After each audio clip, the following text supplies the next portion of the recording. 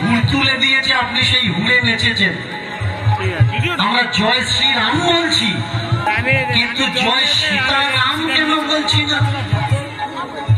আপনি অযোধ্যায় চলে যাবেন, অযোধ্যার মানুষরা জয় শ্রীরাম বলে না, আগে সীতা তারপরে রাম বলে। আপনি চলে যাবেন আগে রাধে পরে কৃষ্ণ, আগে কিন্তু কৃষ্ণ নয়, আগে রাধে। রাধে যদি না থাকতে কৃষ্ণের কোনো দাম থাকতো না, সীতা যদি না থাকতো রামের কোনো মূল্য থাকতো না। আমরা বুঝতে পারলাম কখন?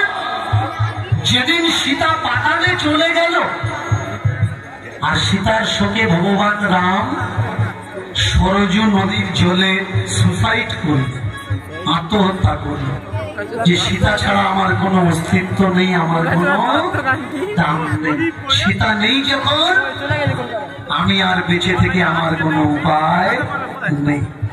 যারা যারা রাম পূজা করেছে, কিছু ছেলে আমার কাছে ফোন করেছে যারা আমাকে ভালোবাসে, আমি ওদের জিজ্ঞাসা করেছিলাম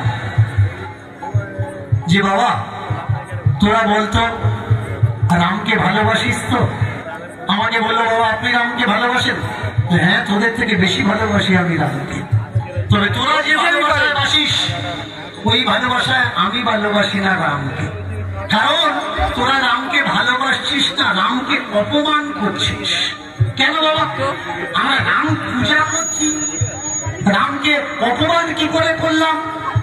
আমি বললাম বল, মাটি দ্বারা যে রাম তৈরি করেছিস সেই রাম পূজা করেছিস, যে ব্যক্তি পূজা করেছে তাকে জিজ্ঞাসা করবি, বৈদিক মন্ত্র ছাড়া কোনো পূজা হয় না।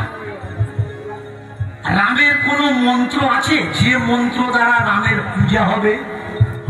যারা রাম পূজা করেছে এমন ব্রাহ্মণ পুরোহিত যদি আমার কথা শুনে থাকেন, আমি আপনাকে চ্যালেঞ্জ করছি, যদি দেখাতে পেরেছেন বৈদিক মন্ত্র রামের পূজার কোন মন্ত্র আছে, কথা দিচ্ছি কীর্তন করবো না, কীর্তন ছেড়ে দেবো।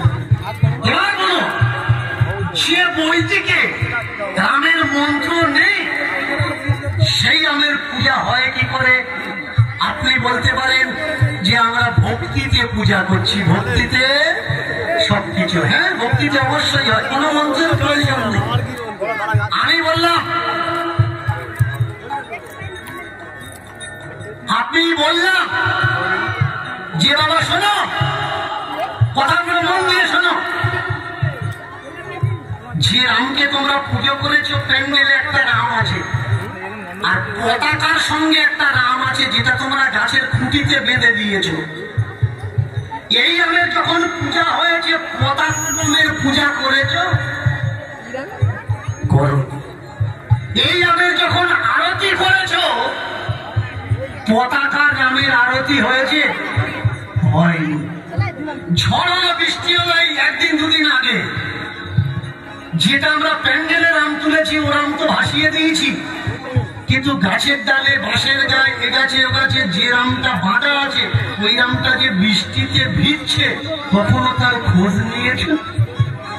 এবার বলো, এটা রামের পূজা হলো নাকি রামের অপমাননা? যে রাম নাম দুবার নিতে অভিশাপ দেয়, যে একবার নাও দুবার নেওয়ার প্রয়োজন নেই, এক রাম নামে যত পাপ করে, পাপের ক্ষমতা নেই তত পাপ করে।